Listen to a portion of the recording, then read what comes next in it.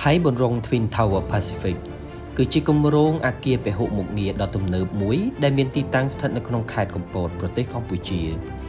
គម្រោងមួយនេះត្រូវបានគ្រោងសាងសង់ជាអគារកម្ពស់41ជាន់ដែលមានកម្ពស់ប្រមាណ142ម៉ែត្រខណៈអគារទី2មានកម្ពស់ប្រមាណ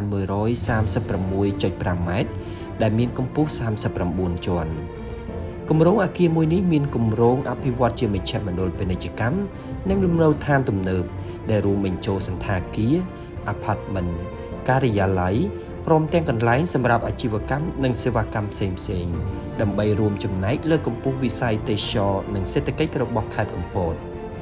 គម្រោងអគារមួយនេះត្រូវបានចាត់ទុកថាជាគម្រោងអគារខ្ពស់ជាងគេមួយដែលត្រូវបានគ្រោងសម្រាប់ខេត្តកំពតនិងបានទាក់ទាញការចាប់អារម្មណ៍ពីវិនិយោគិនជាច្រើនទោះជាយ៉ាងណាចាត់តាំងពីឆ្នាំ2021ការអភិវឌ្ឍគម្រោងមួយនេះត្រូវបានផ្អាកដោយសារផលប៉ះពាល់នៃជំងឺ COVID-19 និងស្ថានភាពទីផ្សារវិនិយោគ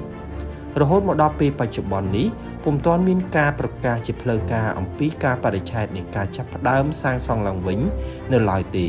ប៉ុន្តែគម្រោងមួយនេះនៅតែត្រូវបានគេចាត់ទុកថាជាគម្រោងដែលមានសក្តានុពលខ្ពស់សម្រាប់ការអភិវឌ្ឍទីក្រុងកំពតនាពេលអនាគត